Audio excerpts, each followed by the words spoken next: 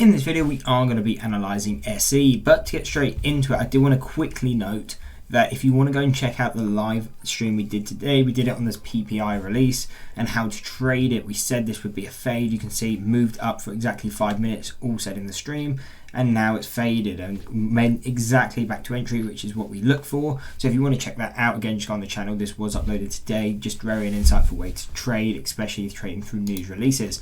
But more importantly then, into this video, C Limited, ticker SE.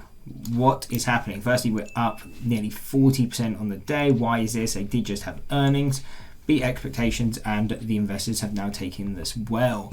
So what are going to be key levels going forward? So for this, we do need, and we'll use our way we do our key technical analysis, which is always going to be on the 6-month and 1-year chart using standard deviation channels, because to me this is the most accurate and kind of the easiest way to analyze stocks. So we can see we have our first profit target at $66.25. So if we go to the intraday chart, this is what we mean by target. So if you're holding the stock long, this is where we'd be looking to lock in profits. We can see we did get very close to here and we are starting to pull back now, but again, considering how much we're up on the day, it may just be a pullback to VWAP before continuing up. But either way, this is going to be kind of that first key target where if we were long, definitely be looking to at a minimum move stops, but ideally definitely be looking in profits. But this is also a level where we can temporarily at least turn a bit more short bias, because the first time we touch this level, we expect a pullback. And today actually I can show you a perfect example because I did trade it today, and that was on MGM. We came into this level for the first time. Again, we actually did test it twice, but as soon as we hit it, we started to fade down, provided a great trading opportunity for the intraday, made 25% on that trade. And again, we would be looking for the exact same thing on SE, that original tap, you usually look to fade, and that's why again we lock in profits and we move our stops, because this could be a reversal point. Doesn't always end up breaking through. Again, it can just be a reversal point, which wouldn't be unlikely. I mean, we can see how SE is trading. Sorry, I don't have that one on the screen. Here we go.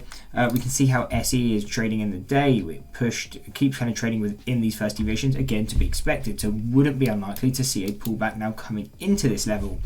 Now though, if we do break that and we continue high, we are then looking at $80 as that next target. If we break that, we're then looking at 87, 110, 147, and then final levels taking us out to 215, and a final one at 283. Now there is a lot of levels to the upside. Are we really going to be hitting 280 or 145? Probably not.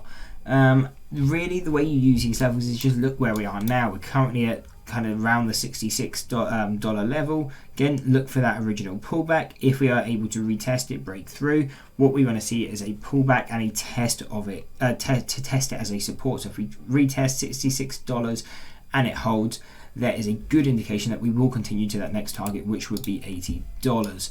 And again, we would just be looking for that same thing continuing. If you're more bullish on the stock, keep waiting for the break of these levels, get that confirmation, and then push to the next level. Now onto the supports, what are we paying attention to? We have statistical mean at $44.75.